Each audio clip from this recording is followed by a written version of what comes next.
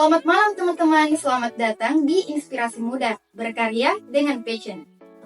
Talkshow yang mengajak kita semua untuk belajar dari kisah inspiratif anak muda yang berani mengejar mimpi.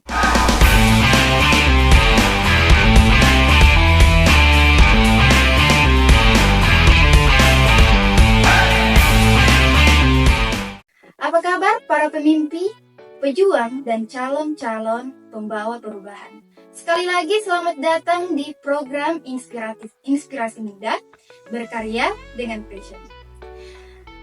Sebuah ruang di mana kita tak hanya berbicara tentang mimpi, tapi juga tentang tindakan nyata untuk bagaimana kita dapat mewujudkannya.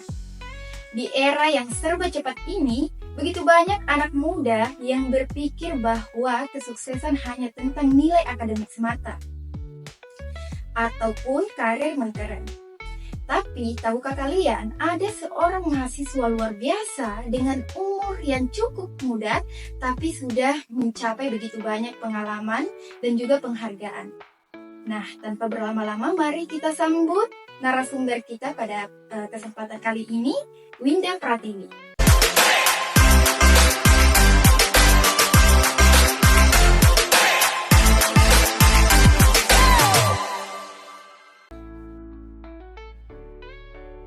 Halo, selamat datang Kak Winda.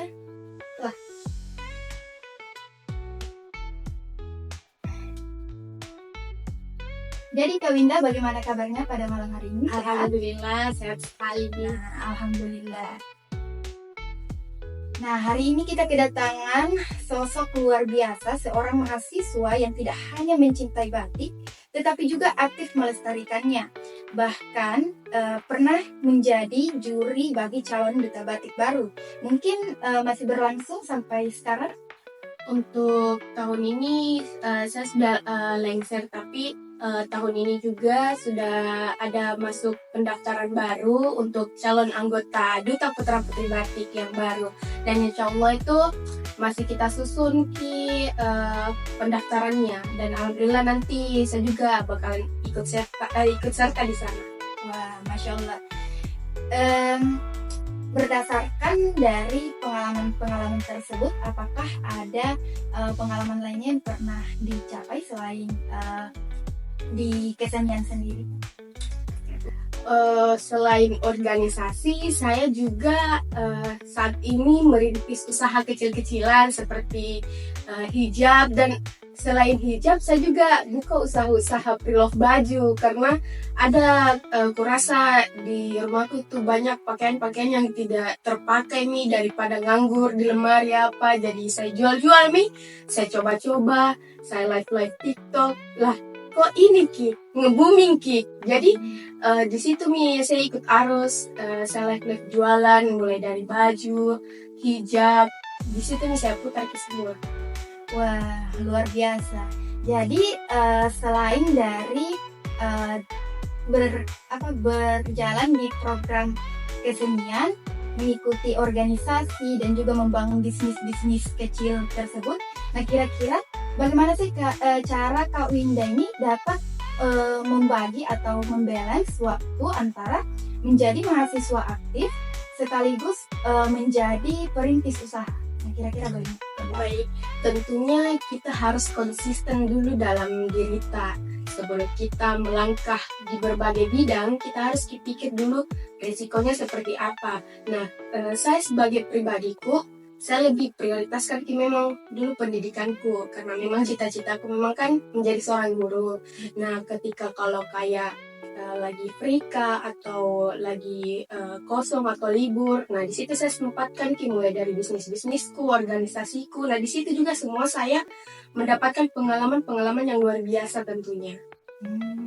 Baik, menjadi seorang duta batik kemudian mengarah pada menjadi seorang guru. Nah, kira-kira apakah passion di batik ini hanya sebagai hobi atau ada dorongan dari orang lain atau seperti apa?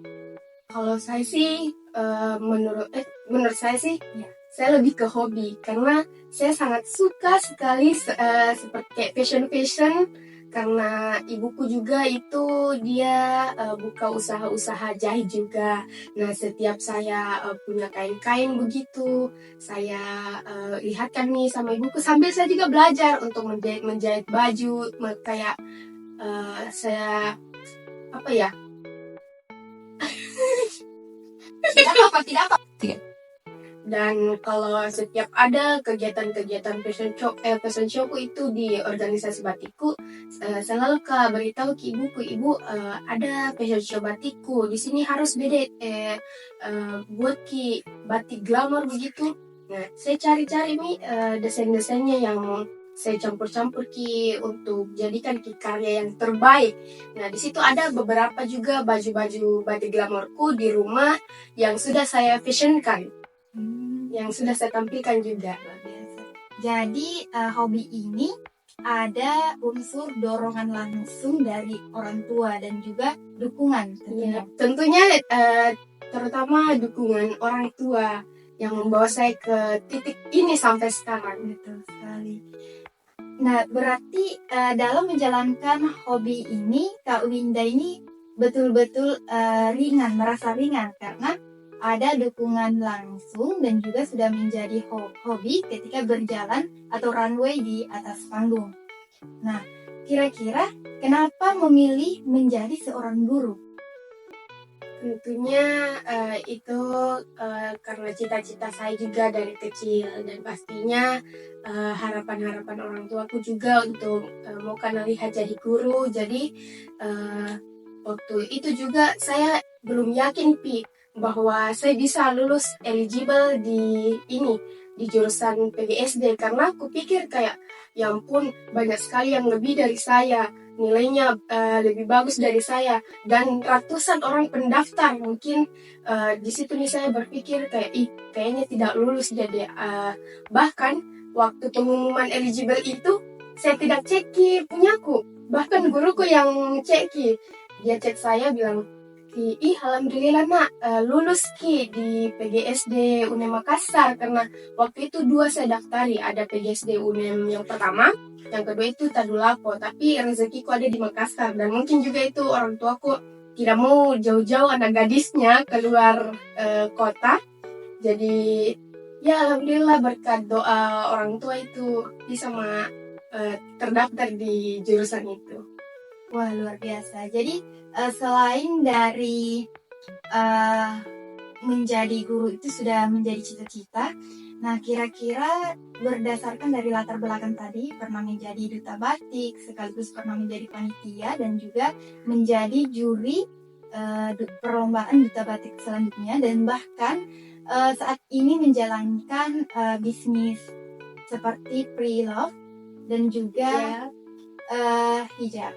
Nah, kira-kira di balik latar belakang Kak Winda di bidang batik, tentunya penghargaan seperti apa sih yang berkesan menurut Kak Winda? Yang paling berkesan itu saya di Duta Batik, karena itu juga pengalaman pertama aku, yang dimana dulu saya itu tidak percaya diri Kak. Sebab itu masuk ke di Duta Batik itu banyak diajarkan Kak pengalaman-pengalaman yang luar biasa, seperti kayak bersikap, beretitude, berpassion, dan berpublic speaking juga. Dan di situ alhamdulillah saya mendapatkan runner up 3. Wah, Masya Allah.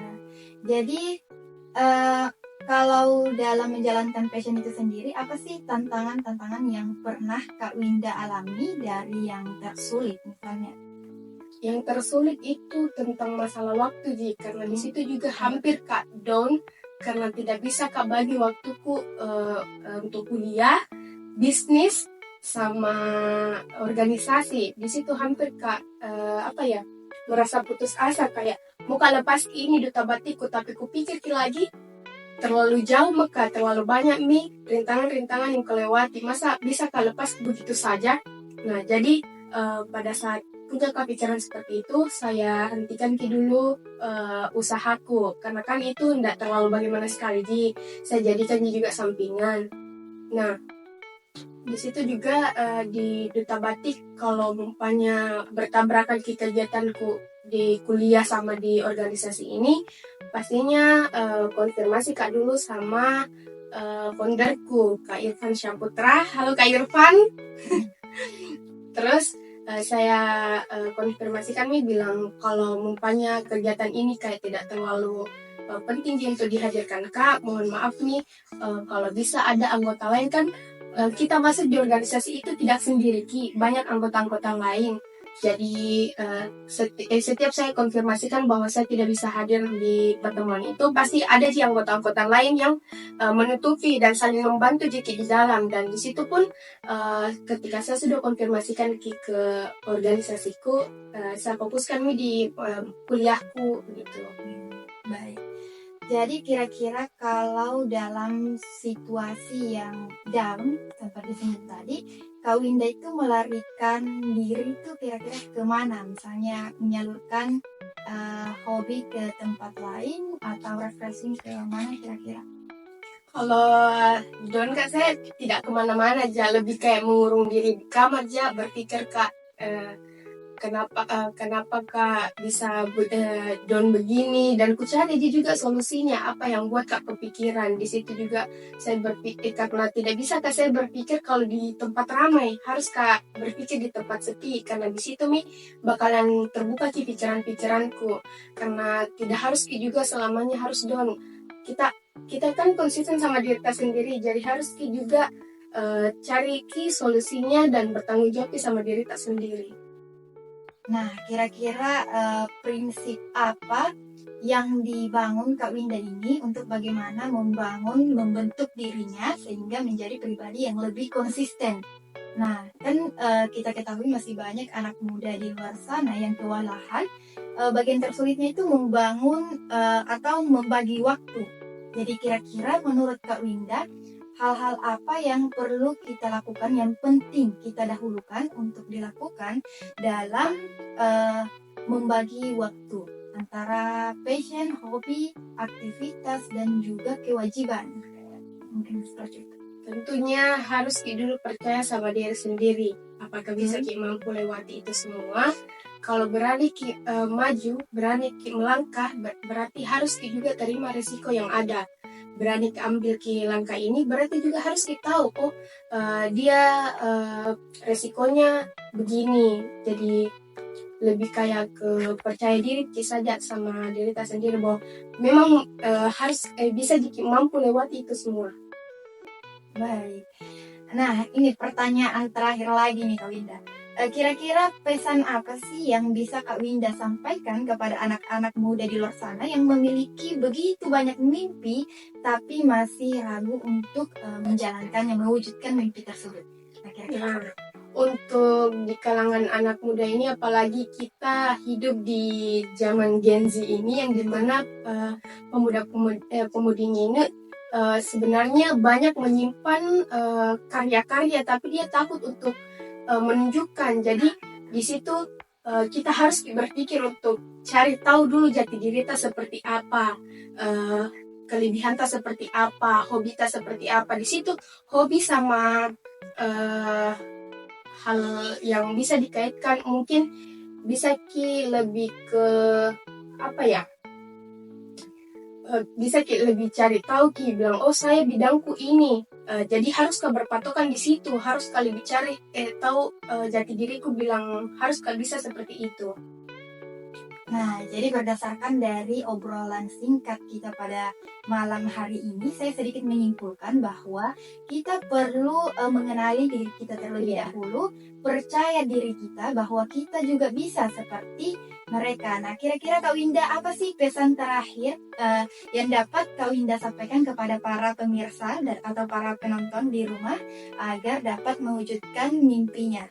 Kalau pesanku untuk anak-anak muda, lebih percaya diri saja dan jangan kita takut melangkah, karena untuk mungkin mencoba hal baru harus diterima risikonya, harus siap jatuh untuk bangkit menjadi jauh yang lebih baik.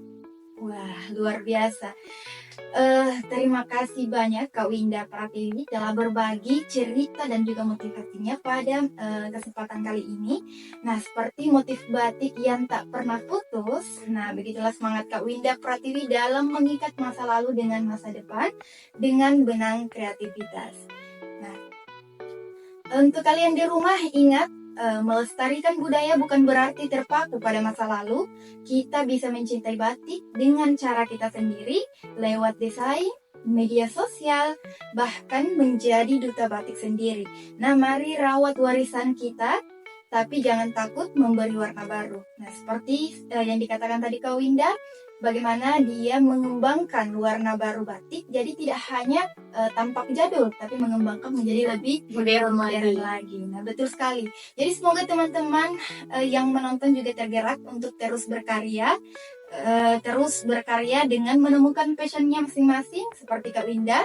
Nah, jangan lupa ikuti terus Inspirasi Muda berkarya dengan passion. Terima kasih teman-teman. Wassalamualaikum warahmatullahi wabarakatuh.